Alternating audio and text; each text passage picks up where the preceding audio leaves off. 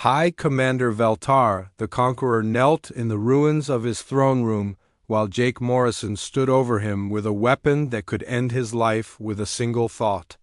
The roles had completely reversed from that first day when the Zephyrian leader had demanded human surrender.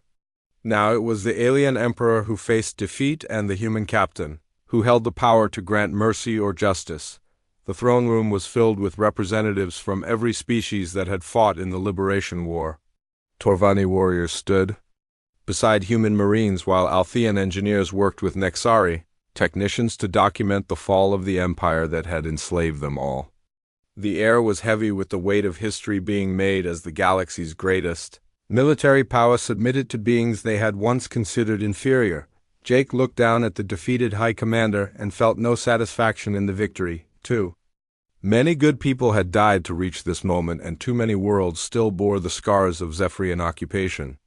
But he also understood that what happened next would determine whether the galaxy moved toward freedom or simply replaced one form of tyranny with another. Veltar raised his head and spoke with the dignity of a leader who had accepted his fate. He asked for the traditional terms of surrender that the Zephyrian Empire had imposed on other species. His people would kneel before the human leaders and sign documents of submission. The empire would become a slave state serving its conquerors. It was the only form of defeat he understood, but Jake Morrison shocked everyone in the room by offering something that no Zephyrian leader had ever given to a defeated enemy. He extended his hand to help Veltar stand and spoke words that would echo through galactic history. "We did not fight this war to create new slaves. We fought it to end slavery forever." The terms of surrender that Jake proposed were unlike anything the galaxy had ever seen. The Zephyrian Empire would continue to exist, but as equals among the liberated worlds rather than their masters. Zephyrian technology and knowledge would be shared freely with all species. Most importantly, the Empire would formally recognize the right of every sentient being to refuse. SUBJUGATIO and Dr. Linda Foster worked with representatives from all species to establish the new galactic government that would replace the Empire. The Galactic Council of Free Worlds would be based on principles that humans had carried from their home planet to the stars. No species would rule over another. No world would be forced to kneel before foreign powers. Every being would have the right to determine their own destiny. The negotiations took months as representatives from dozens of species worked to create laws that would protect the freedom that had been won through so much sacrifice. The Torvani contributed their expertise in defensive technology to ensure that no future empire could conquer peaceful worlds. The Altheans shared their industrial knowledge to help rebuild worlds that had been damaged by war. The Nexari provided communication systems that would allow different species to work together. Despite their biological differences, Veltar surprised many observers by becoming one of the strongest supporters of the new galactic order. He had spent his life believing that strength came from the ability to force others to submit, but humans had taught him that true strength came from the courage to stand up for what was right. The former conqueror became an advocate for the rights of conquered peoples throughout former Zephyrian space. Elena Vasquez led the teams that dismantled the Empire's slave labor camps and returned millions of beings to their homeworlds. The process was complicated by the fact that many species had been enslaved for so long that they had forgotten their own cultures and traditions. Human social workers and alien volunteers worked together to help liberated peoples rebuild their societies and reclaim their identities. Years passed as the new galactic civilization took shape around the principles that humans had fought to defend. New species were discovered and invited to join the council as equals rather than being conquered and enslaved. Each new member learned the story of the humans who had changed the galaxy by refusing to surrender, when surrender seemed like the only rational choice. Jake Morrison served as the first chairman of the Galactic Council, but he never forgot the lesson that had started the Liberation War. Power corrupted, and absolute power corrupted absolutely. He established term limits and checks on authority that would prevent any single species or individual from gaining too much control over the government that protected galactic freedom. Dr. Lisa Chun continued her research into the technologies that had made human victory possible. She discovered that the key to defeating the Zephyrian Empire had not been superior weapons or better tactics. The key had been the human refusal to accept that defeat was inevitable. Other species had surrendered because they calculated the odds and decided that resistance was hopeless. Humans had fought because they believed that freedom was worth any price, the memorial built on Earth to honor those who died in the liberation. War bore a simple inscription that captured the spirit of human resistance. They did not kneel. Below those words were the names of every human and alien who had given their lives to end galactic slavery. The memorial became a pilgrimage site for beings from throughout the galaxy who wanted to understand what had made the difference between freedom and oppression. As Jake Morrison grew older, he often addressed new members of the Galactic Council with the same message he had given that first day when humanity refused to surrender. The galaxy had learned that sometimes the greatest strength came not from the ability to conquer others but from the courage to stand up and say no to those who demanded submission. The words that had started a revolution became the foundation of a new civilization, built on the principle that no sentient being should ever be forced to kneel before another. The human who had refused to kneel had taught the galaxy that freedom was not something that could be given or taken away by others. Freedom was something that lived in the hearts of those who were willing to fight, for no matter what the odds against them might be. Admiral Victoria Cross stood on the bridge of the flagship UES Freedom and watched the largest fleet in galactic history prepare for the attack on Zephyr Prime. 6 months of liberation. Campaigns had freed 17 star systems, and the combined forces of 8 different species were now united under human leadership. The fleet contained ships and warriors from races that had never worked together before, but all shared the same goal of ending Zephyrian tyranny forever.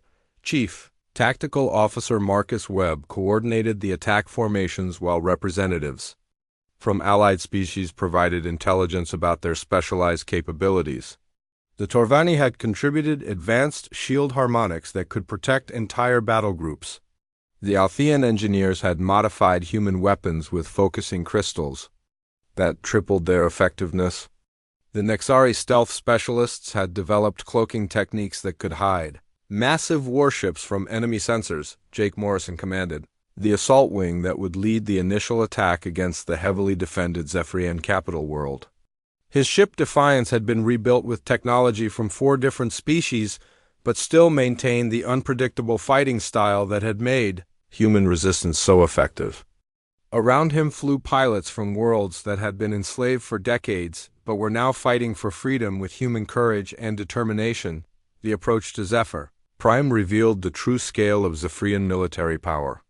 Orbital defense platforms surrounded the planet like deadly flowers, and each one contained enough firepower to destroy an entire human fleet. Energy shields that could stop atomic weapons protected the most important installations. The capital world had never been successfully attacked in the 1,000-year history of the Empire. General Katie Adams led the ground assault forces that would land on the planet's surface once the orbital defenses were neutralized. Her army consisted of human marines fighting alongside Torvani shock troops and Althean heavy weapons specialists. The Nexari had provided equipment that would allow the combined forces to communicate despite their different languages and biological requirements. The battle began when the Liberation Fleet dropped out of faster than light travel at the edge of the Zephyr system. Immediately, the alien defense platforms opened fire with weapons that could vaporize asteroids. But the attacking ships did not behave like any previous enemy the Zephyrians had faced. Instead of maintaining formation and advancing in logical patterns, the Liberation Fleet scattered in all directions like an explosion of deadly fragments. Marcus Webb had spent weeks developing battle plans that incorporated the fighting styles of all allied species. Torvani ships would absorb enemy fire with their superior shields, while Althean vessels provided covering fire with weapons that could penetrate any armor. Human ships would attack from unexpected angles using tactics that confused alien targeting. Computers Nexari stealth ships would appear and disappear like ghosts to strike critical targets. The Zephyrian defenders found themselves fighting an enemy that seemed to be everywhere at once. Every time they concentrated their firepower on One section of the attacking fleet, another group would appear behind them. Human fighters flew through defensive formations, like angry insects, while alien ships provided support with technologies the Zephyrians had never encountered before. Dr. Lisa Chun had developed new versions of the emotion amplifier devices that could be used by non-human species. The Torvani generated fear-based electromagnetic pulses that disrupted enemy shields. The Altheans channeled their anger into energy blasts that could overload Zephyrian weapon systems. Even the peaceful Nexari had learned to focus their determination into quantum interference patterns that made alien computers malfunction. High Commander Veltar watched from his command center as the orbital defenses that had protected Zephyr Prime for centuries began to fall one by one. His tactical computers could not develop effective strategies against an enemy that combined multiple species with completely different approaches to warfare. Every defensive measure he implemented was countered by tactics he had never seen before. The breakthrough came when Jake Morrison led a squadron of hybrid ships through the heart of the Zephyrian defense grid. His ships were equipped with Torvani shields, Althean weapons, and Nexari stealth technology, but they were flown with human instincts. That made them impossible to predict. The combination was devastating. Within minutes, the main defense platform was destroyed and the way to the planet's surface was open. General Katie Adams landed her forces at 12 different locations simultaneously while Zephyrian ground troops scrambled to respond to attacks that came from everywhere at once. Human Marines used emotion amplifiers to disable alien equipment while Torvani shock troops provided heavy assault capabilities. Althean engineers sabotaged critical infrastructure while Nexari infiltrators gathered intelligence about remaining enemy strongholds. The siege of the capital city lasted for 3 days as liberation forces fought their way through streets that had never seen combat before. Zephyrian soldiers who had spent their careers conquering other worlds found themselves defending their own homes against an enemy that refused to give up. Every building became a fortress and every intersection became a battlefield. Elena Vasquez had infiltrated the Imperial Palace and was providing real-time intelligence about Zephyrian command decisions. She reported that High Commander Veltar was preparing to activate a planetary defense system that would destroy the capital city, rather than allow it to fall to the liberation forces. The device would kill millions of Zephyrian civilians but would also eliminate the attacking army. Victoria Cross made the decision to accelerate the final assault. Even though it would cost thousands of additional lives, the Liberation Fleet concentrated all remaining firepower on the Imperial Palace while ground forces advanced through the city without regard for casualties. Human determination combined with alien technology and tactical support created an unstoppable force that swept away the last Zephyrian defenses. Jake Morrison led the final attack on the palace where High Commander Veltar waited with his personal guard. The battle was fierce but brief. Zephyrian soldiers who had conquered 17 star systems could not stand against warriors who fought with the knowledge that failure meant slavery for their entire species.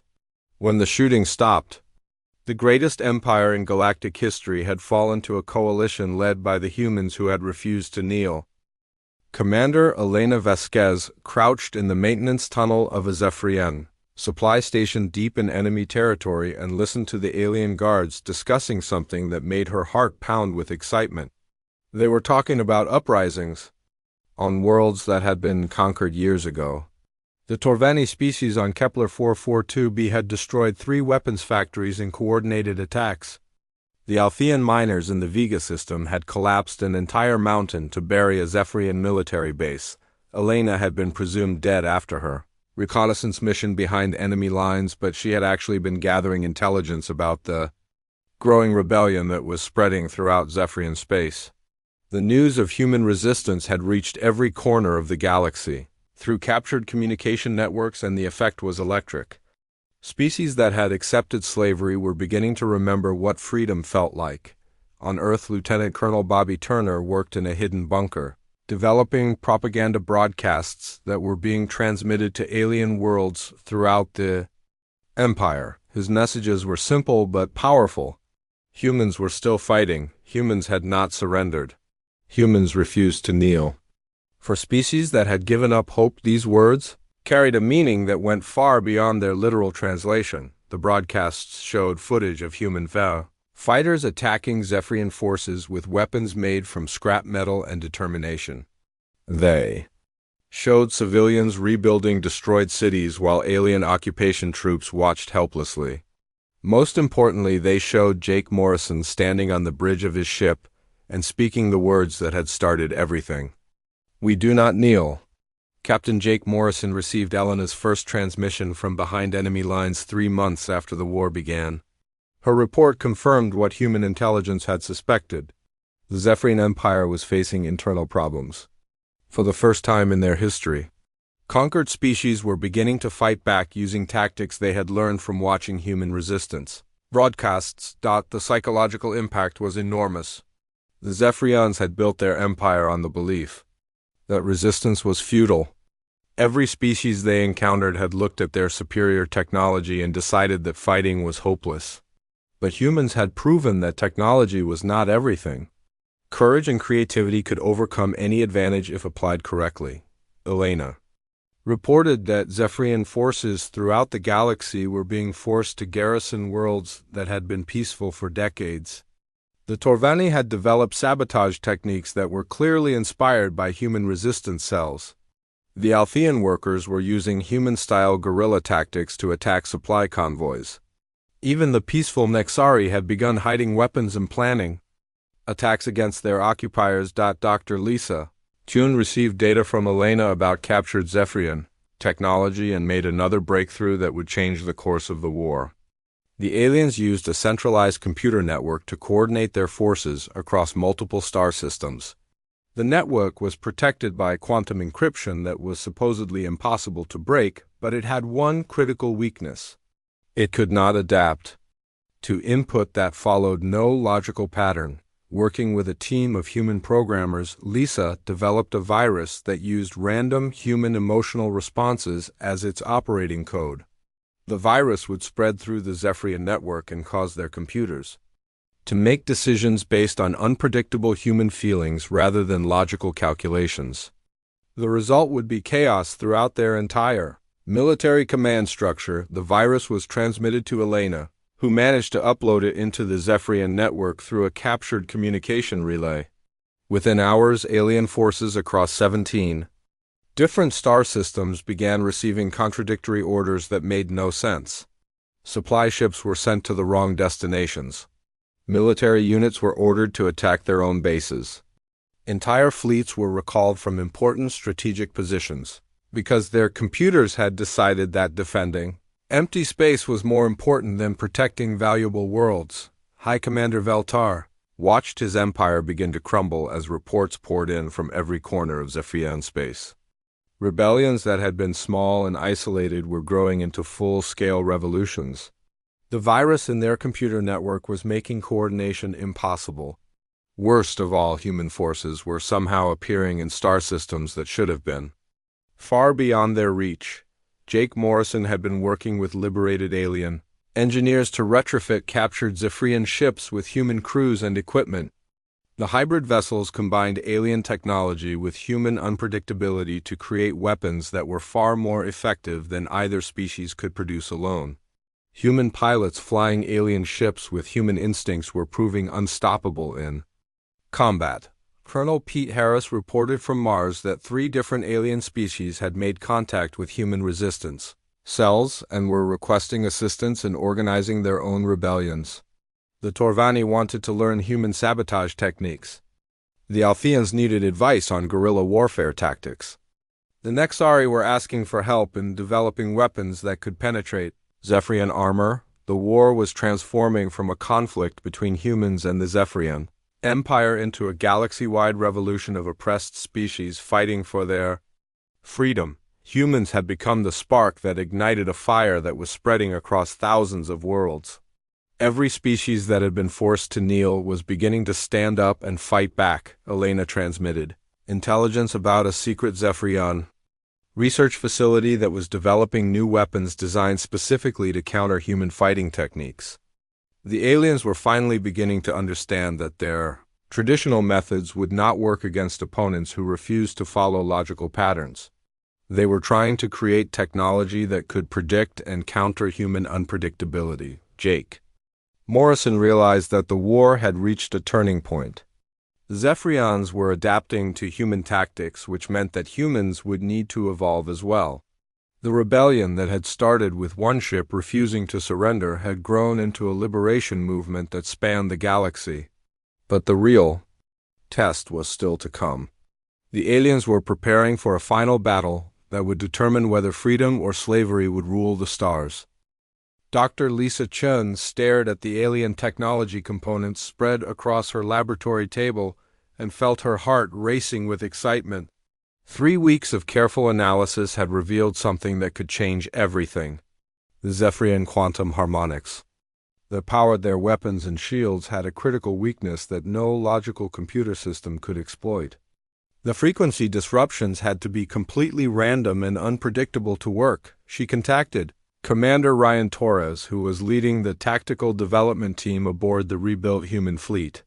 Ryan had been studying battle reports from every engagement with the aliens, and he had noticed something strange: human pilots who ignored their computer targeting systems and fired based on gut feelings were hitting their targets more often than pilots who relied on advanced calculations. Lisa explained her discovery, while Ryan listened with growing understanding. The alien technology was designed to counter logical attack patterns by predicting what rational opponents would do next. But humans were not always rational. When they fought based on emotion and instinct, they became impossible to predict. The key was to stop thinking and start feeling. Lieutenant Sofia Martinez volunteered to test the new combat doctrine during the next engagement. She disabled all computer assistants in her fighter and prepared to attack a Zephyrian patrol using nothing but her natural reflexes. The idea terrified her, but she had seen too many friends die following standard tactics that did not work against these enemies. The battle began when Sophia's squadron encountered 6 alien fighters near the Jupiter mining stations. Instead of coordinating their attack through computer links, the human pilots spread out and began flying based on pure instinct. Sophia closed her eyes for a moment and let her hands move the controls without conscious thought. When she opened her eyes again, her weapons were locked onto an alien ship that should have been impossible to target. Her first shot penetrated the enemy shields and struck the alien fighter's main reactor. The explosion lit up space as the Zephyrian ship disintegrated. Sophia's wingmen followed her example and managed to destroy a second enemy fighter by firing at the exact moment when his instincts told him to pull the trigger. The alien pilots were completely confused by attack patterns that followed no logical sequence. On Earth, Sergeant Danny Kim was implementing similar tactics with the urban resistance cells. Instead of planning complex operations that the aliens could analyze and counter, he began organizing attacks based on random opportunities. His fighters would wait until they felt the moment was right and then strike whatever target seemed most vulnerable at that instant. The results were remarkable. Zephyrian patrols that had adapted to human ambush techniques were caught completely off guard by attacks that seemed to come from nowhere. Supply convoys that followed protected routes were hit by resistance fighters who had chosen their targets based on gut feelings rather than intelligence reports. The aliens could not predict or prevent attacks that the humans themselves did not plan in advance. Commander Ryan Torres worked with pilots throughout the human fleet to develop training exercises that emphasized intuitive combat. Pilots learned to trust their reflexes and ignore the computer systems that had been designed to help them. The exercises seemed crazy, but they worked. Human fighters began winning engagements against superior alien technology by fighting in ways that no computer could understand. High Commander Veltar called for reinforcements from 3 additional battle fleets as his forces struggled against an enemy that refused to behave rationally. His tactical advisors could not develop effective countermeasures against opponents who changed their strategies based on emotions rather than logic. Every time the Zephyrians adapted to human tactics, the humans would do something completely different. Dr. Lisa Chun made another breakthrough when she realized that the random electromagnetic pulses needed to disrupt alien technology could be generated by human brain activity during moments of intense emotion. Fear, anger, and determination all produced neural patterns that translated into exactly the kind of quantum interference needed to penetrate Zephyrian shields. She developed portable devices that could amplify and focus human emotions into weapons that the aliens could not defend against. The technology was crude compared to Zephyrian equipment, but it had one advantage that made it incredibly effective. It was powered by the most unpredictable force in the universe, which was human nature. Colonel Pete Harris received the first batch of emotion amplifiers and distributed them to resistance fighters throughout the Mars colonies. The devices looked like simple headbands, but they could turn human feelings into energy blasts that could disable alien equipment. The stronger the emotion, the more powerful the effect. The next major battle took place in orbit around Saturn, where a human fleet led by Jake Morrison confronted a Zephyrian force that outnumbered them 3-1. Jake's ship had been equipped with Dr. Chen's new technology, and his crew had trained extensively in intuitive combat techniques. They were ready to test everything they had learned against the alien empire. Jake felt a familiar calm settle over him as the enemy ships approached. He closed his eyes and let his instincts guide the Defiance. Through a series of maneuvers that his tactical computer insisted were impossible, his weapons fired at targets he could not see while his ship dodged energy blasts that should have destroyed him. Around him, the rest of the human fleet fought with the same desperate creativity that had kept them alive for weeks. The battle lasted for 6 hours and ended with the complete destruction of the Zephyrian force. Not a single alien ship escaped to report what had happened. High Commander Veltar received only silence when he tried to contact his patrol fleet. For the first time since the war began, the aliens had lost an entire battle group to an inferior human force. News of the victory spread throughout human space and reached resistance fighters on every occupied world. The humans had proven that the Zephyrian Empire could be defeated. More importantly, they had shown that the key to victory was not better technology or superior numbers. The key was refusing to fight by the enemy's rules. The first Zephyrian plasma blast missed the Defiance by less than 50 meters as Jake Morrison threw his ship into a spinning dive that defied every rule of space combat. The alien weapons were designed to target ships that moved in predictable patterns, but humans had never been good at following rules. Lieutenant Amy Rodriguez worked frantically at her console on Luna Base as she watched the battle begin through long-range sensors. High Commander Veltar had ordered an immediate attack after Jake's refusal to surrender. The Zephyrian fleet consisted of 12 massive warships that had never failed to destroy any resistance they encountered. Their quantum torpedoes could punch through the strongest armor, and their energy shields had stopped every weapon fired at them. But the human ships were moving in ways that confused the alien targeting computers. Jake rolled his ship upside down and accelerated directly toward the largest enemy vessel while firing everything he had. The move was completely insane by any normal standard of warfare, but it worked. The Zephyrian gunners had expected him to retreat or try to escape. Instead, he was charging straight at them like an angry animal. His missiles struck their forward shields and created enough chaos for 2 other human ships to attack from different angles. Colonel Pete Harris coordinated the defense of Mars from his command center deep underground. The Red Planet held 3 million human colonists and the largest military base outside of Earth. When the Zephyrian landing ships approached the surface, Pete activated defensive systems that the aliens had not expected. Instead of trying to protect the main cities, he ordered his forces to scatter across the entire planet. The alien ground troops landed expecting to find organized resistance that they could crush with superior firepower. Instead, they found empty buildings and silent streets. Then the attacks began from everywhere at once. Human soldiers appeared from hidden tunnels and fired weapons before disappearing again.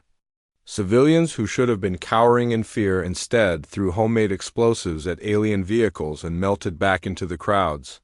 Amy Rodriguez watched the tactical displays at Luna Base and realized that something amazing was happening.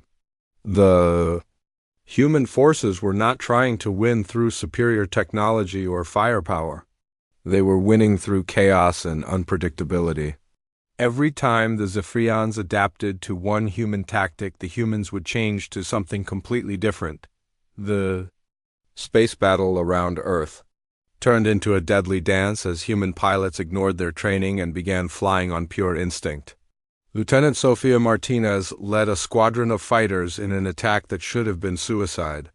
She dove her ship through the middle of the alien formation while spinning like a top and firing in all directions. The alien point defense systems could not track her erratic movement, and she managed to plant explosives on 3 different enemy ships before escaping on the surface of Earth. The Zephyrian occupation forces discovered that conquering humans was very different from conquering other species. Sergeant Danny Kim organized resistance cells in every major city using tactics that no military academy had ever taught. His fighters attacked supply convoys with weapons made from farming equipment and industrial tools. They sabotaged alien communication arrays by climbing through maintenance tunnels that were too small for the larger Zephyrian soldiers. The aliens had expected human leaders to maintain order and help with the occupation process. Instead, every human seemed willing to fight regardless of age or occupation. Children gathered intelligence by pretending to be harmless, while elderly civilians provided safe houses for resistance fighters. The entire human population had become an army. Without uniforms or central command, High Commander Veltar stood on the bridge of his flagship and watched his forces struggle against an enemy that refused to fight properly. His tactical computers kept suggesting strategies that would work against logical opponents, but humans were not logical. They attacked when they should retreat and defended positions that had no strategic value. They sacrificed important military assets to save civilian populations and then used those same civilians as weapons against his forces. Dr. Lisa Chen worked frantically in her laboratory hidden deep in the asteroid belt as she analyzed captured Zephyrian technology. Her initial findings were disturbing. The alien weapons and shields operated on quantum frequencies that could be disrupted, but only by random electromagnetic pulses that followed no predictable pattern. The key was timing that could not be calculated by any computer system. The first day of fighting ended with losses on both sides, but the Zephyrians had failed to achieve the quick victory they had expected. For the first time in their history of conquest, they faced an enemy that seemed to grow stronger the more pressure was applied. Every human ship that was destroyed was replaced by 2 more that fought with even greater determination. Jake Morrison's ship had taken heavy damage, but he was still alive and still fighting. His crew had learned to trust his crazy maneuvers, and they followed his orders without question, even when those orders made no tactical sense. The Defiance had become a symbol of human resistance, and other ships began copying Jake's unpredictable fighting style. Colonel Pete Harris reported from Mars that the alien ground forces were requesting reinforcements for the first time in Zephyrian military history. The human resistance was not weakening despite heavy casualties. If anything, the attacks were becoming more creative and more difficult to counter. The aliens controlled the major population centers, but they did not control Mars, and they were beginning to realize that controlling humans might be impossible. Captain Jake Morrison watched the giant alien ship move closer to Earth through the bridge windows of his vessel, UES Defiance. The ship was bigger than anything humans had ever built, and it moved with a grace that made his stomach feel tight. 3 days ago, Earth had received the message that changed everything. The Zephyrian Empire was coming, and they wanted humanity to surrender without a fight. Jake had read the reports about what happened to other worlds that met the Zephyrians. 17 different planets with 17 different species had all given up when the Empire arrived. Not one had tried to fight back. The aliens would land their ships and demand that the leaders of each world kneel before their high commander. Then they would sign papers that made their entire species into slaves. It was simple, and it always worked. The communications officer turned to face Jake with worry in her eyes. Lieutenant Amy Rodriguez had been with him for 3 years, and she knew him well enough to see that he was planning something dangerous. The official orders from Earth Command were clear. Ambassador Kara Bennett would meet with the aliens and sign whatever papers they wanted. Humanity would become part of the Zephyrian Empire, and that would be the end of human independence. Jake touched the hidden recording device in his jacket pocket. He had installed similar devices throughout his ship without telling anyone. If, the aliens wanted a surrender ceremony, they would get one, but the entire galaxy would see what happened next. The Defiance appeared to be just another human warship waiting to be captured, but Jake had spent weeks preparing for this moment. The alien flagship was close enough now that Jake could see the strange blue lights along its hull. The ship looked like it was made from some kind of living metal that moved and shifted as he watched. Reports said that Zephyrian technology was far beyond anything humans understood. Their weapons could destroy entire cities with one shot, and their shields could stop any human weapon. Ambassador Bennett contacted Jake from the alien ship where the ceremony would take place. Her voice sounded tired and defeated as she spoke about the terms of surrender. The Zephyrians wanted all human military ships to power down their weapons and move to designated areas. All planetary defenses would be shut down. All human leaders would publicly kneel before High Commander Veltar the Conqueror. Jake listened to every word while his crew prepared for what they thought would be their last moments as free humans. The weapons officer looked at his controls with sadness. The navigation officer stared at star charts that showed human colonies throughout the solar system. The engineer reported that all systems were running perfectly, even though it would not matter soon. The ceremony began with Ambassador Bennett reading from a prepared statement about humanity accepting its place in the galactic order. High Commander Veltar stood over her like a giant crystal statue with 4 arms and eyes that glowed with inner light. His voice echoed through the ship's speakers as he explained how 17 species had joined the Empire peacefully. Humans would be the 18th. Jake waited until the moment when Bennett was supposed to sign the surrender documents. The entire scene was being broadcast to every human settlement in the solar system thanks to his hidden recording devices. Mars colonies were watching, Luna Base was watching. The asteroid mining stations were watching. Every human who was still free was about to see what happened next. Bennett reached for the pen that would end human freedom forever. The Zephyrian High Commander smiled with satisfaction as another species prepared to submit to his rule.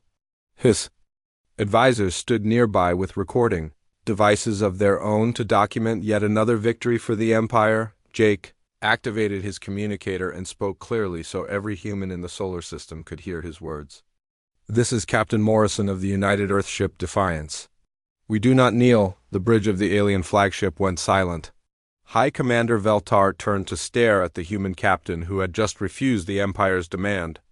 Ambassador Bennett looked up from the documents with shock and fear in her eyes. The other alien officers began reaching for their weapons as they realized that this surrender ceremony was not going according to plan. Jake continued speaking while his crew watched him with growing amazement.